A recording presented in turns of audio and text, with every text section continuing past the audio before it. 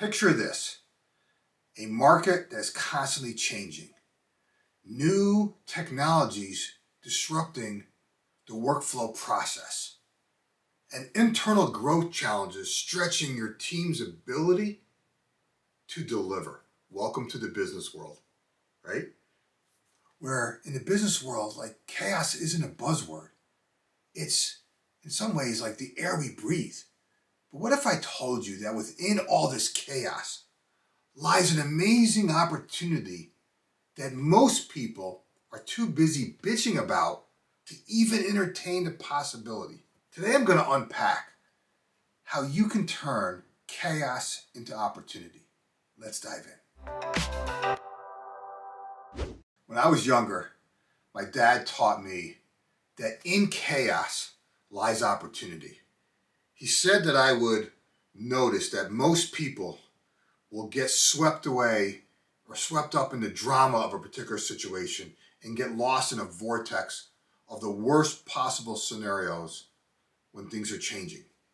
He said, like, all too often, the first thing that most people do when adversity strikes is to focus on the negatives. He told me that if I focused only on the problem, that I would discover that the problem itself would even multiply, right? He told me that I had to learn how to redirect my energy towards finding a solution. And I had to trust that I would eventually discover things that I could experiment with. And that in every time I courageously tried something new, I would gain additional insight as to what works and what doesn't, which would allow me to make an additional adjustments. And each time that I repeated this cycle, he told me that I would move one step closer to my ultimate goal. Without question, this was sage advice from a very wise man. And I shared that story with you on purpose. And I did it because I want to frame how you can turn chaos into opportunity if you choose to look at it the right way. So first things first, you have to get your head in the game. See, this is about transforming your mindset from one of fear to one of curiosity.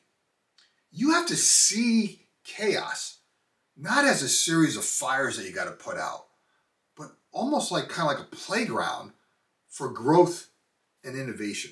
It's time to adopt what I call the chaotic warrior mindset, right? This is the first step in turning any uncertainty into a breeding ground for breakthroughs. And within every challenge lies some seed of opportunity, and it's on you to spot it. This isn't about sugarcoating challenges.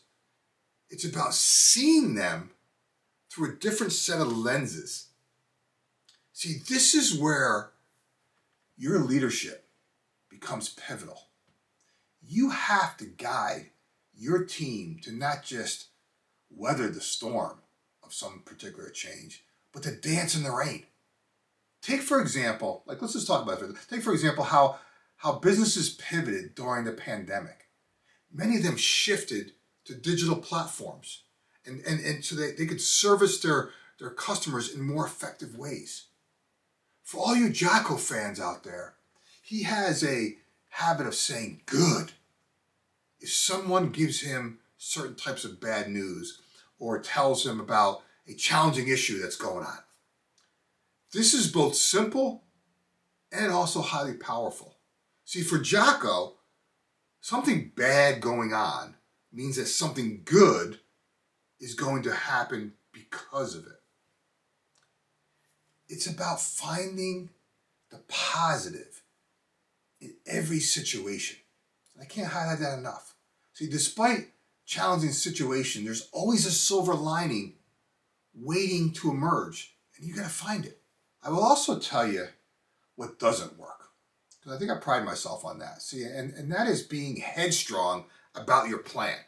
See, in a business environment that changes at warp speed, rigid strategies are for dinosaurs, right? Leaders need to learn how to adapt and pivot quickly. When the winds change, We got to change, right? Remember, in the realm of chaos, the rules are simple. There are no rules, right? This is about having a plan, but also having the wisdom to know when to throw that plan out the window and improvise. There's a lot we can learn from engineers who adopt an agile software development methodology. And many of you know about that, but just for those that don't, like a software methodology that fosters collaboration and flexibility. Why? So they can capitalize on sudden changes in the business or in the design that they're trying to make. A team that's scared to fail, in my opinion, is a team that's scared to win. As a leader, you need to build a team that thrives on pushing the boundaries and exploring uncharted territories. That's a mindset you got to instill in them. This is about fostering a culture where risks are not just tolerated, but they're celebrated, where out-of-the-box thinking and experimentation are encouraged, and where failures are viewed as stepping stones, right, to success.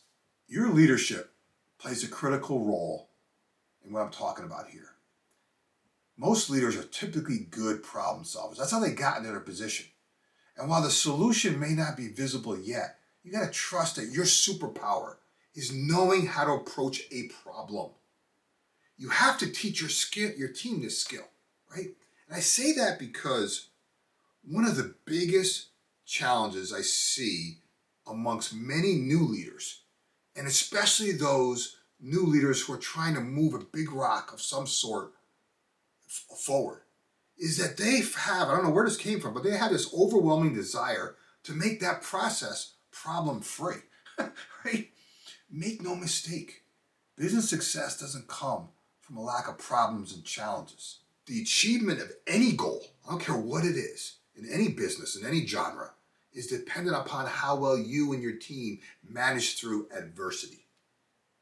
Oftentimes, when you're in the middle of something like this, the answers that you're seeking only require a minor adjustment to what you're already doing.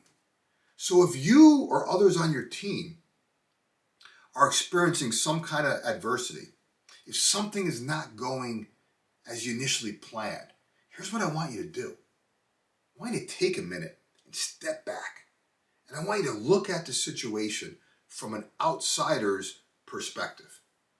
Instead of being mad about what is happening, challenge yourself and your team to consciously see the good in it. Yes, getting from where you want to go may take some time, but you got to trust that you're going to get there.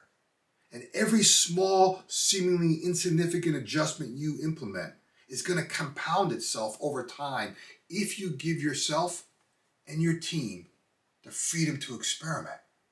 As a leader, you have to embrace uncertainty. You have to lead with your intuition.